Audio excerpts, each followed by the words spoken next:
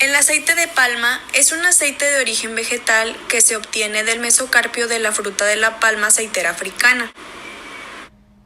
Empecemos con la cosecha. Se lleva a la cosecha de la palma aceitera africana, donde se empieza con la quema del suelo para poder eliminar malas hierbas, plantas muertas, enfermedades de las plantas o plagas de anteriores palmas, así como para regenerar pastos o aumentar, supuestamente, la producción de las futuras cosechas. En la cosecha se utilizan diferentes fertilizantes para mejorar el fruto. Una vez que estas palmas han crecido, los racimos se recolectan para después transportarlos a las plantas de producción. Ahora empecemos con el proceso de producción. La esterilización es la primera etapa del proceso de extracción. Esta se lleva a cabo generalmente sometiendo a los racimos del fruto fresco de la palma a la acción de vapor de agua en recipientes cilíndricos horizontales, es decir, en otro nombre como autoclaves, en donde los factores principales son el tiempo de cocción y la temperatura dependiendo del tamaño de los racimos y del grado de madurez del racimo. Después sigue el proceso de desaireación, que consiste en introducir vapor lentamente con el fin de empujar el aire hacia abajo y evacuarlo por las líneas de condensado. Siguiente proceso es el ascenso y expansión en un primero y segundo picos. Este se realiza con el objeto de expulsar el aire residual que haya podido quedar en el esterilizador y para conseguir un desencantamiento de las almendras dentro de las nueces y obtener la mayor recuperación posible. El siguiente es la desfrutación. Este proceso se efectúa en un desfrutador de tambor rotatorio en el cual los racimos van girando dentro del tambor y al llegar a la parte superior caen y se golpean desprendiendo los frutos. Después sigue la digestión. El fruto es depositado en un cilindro llamado digestor, el cual presenta unas paletas en las cuales va a macerar el fruto por medio de la agitación circular. Además, se le aplica vapor a 45 psi. Esto ayuda a que las células de aceite se desprendan del fruto y la recuperación del aceite en el momento del prensado sea eficiente.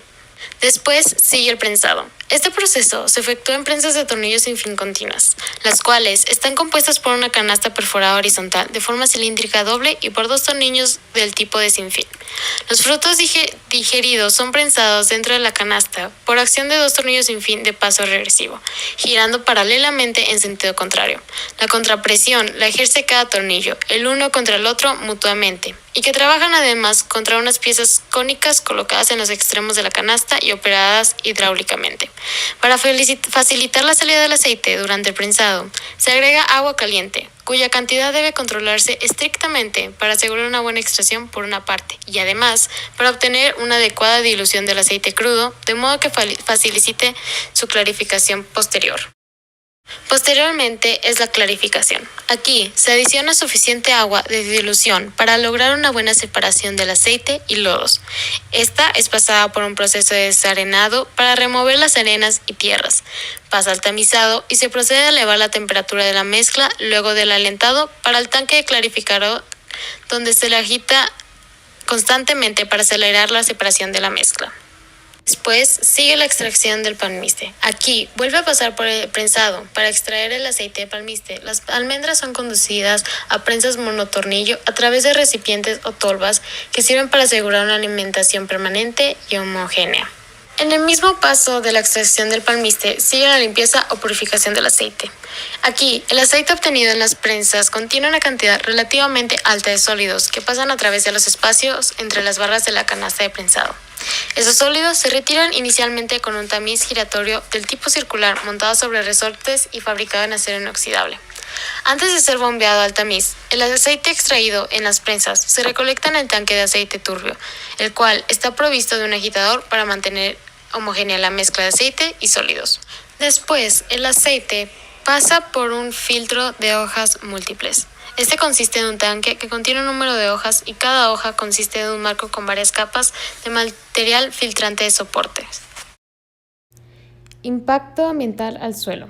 ¿Cómo afecta la quema del suelo al suelo? Bueno, la quema del suelo provoca degradación del suelo, también provoca la erosión, que esta genera la pérdida del material, problemas con la infiltración del agua, aumento del flujo superficial del agua e hidrofobicidad.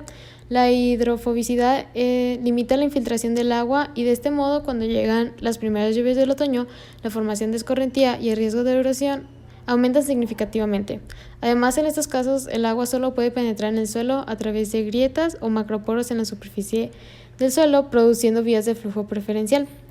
También afecta la actividad biológica del suelo, generando una desestabilización del ciclo de nutrientes. Esta desestabilización se debe por la disminución de los microorganismos que ayudan a los procesos de descomposición de compuestos orgánicos y fitodisponibilidad de nutrientes.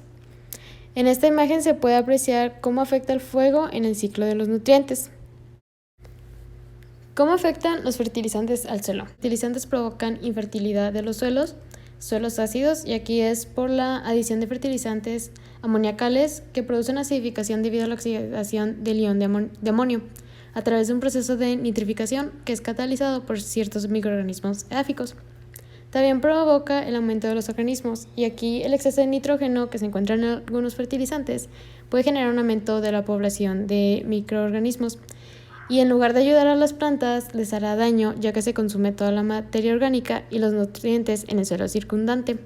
En la utilización del riego, el mal uso del agua de riego provoca la salinización y la acidificación del suelo.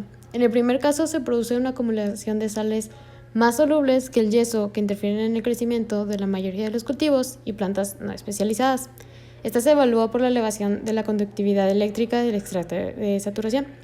En el segundo caso, se produce una acumulación de sodio intercambiable, que tiene una acción dispersante sobre las arcillas y de solubilización de la materia orgánica, que afecta muy negativamente a las propiedades físicas del suelo, así como agregados menos estables, sellado del suelo, encostramiento y disminución de la conductividad hidráulica, por lo que el medio será menos apto para el crecimiento de los cultivos. El aceite de palma es un producto que parece ser muy inofensivo, pero en realidad afecta mucho más de lo que se cree. La contaminación por el aceite de palma se da de diversas maneras. Sin embargo, en la que parece afectar más es en la quema del suelo para poder ser cultivada. Se necesitan encontrar alternativas sustentables para minimizar el impacto hacia el suelo. Gracias.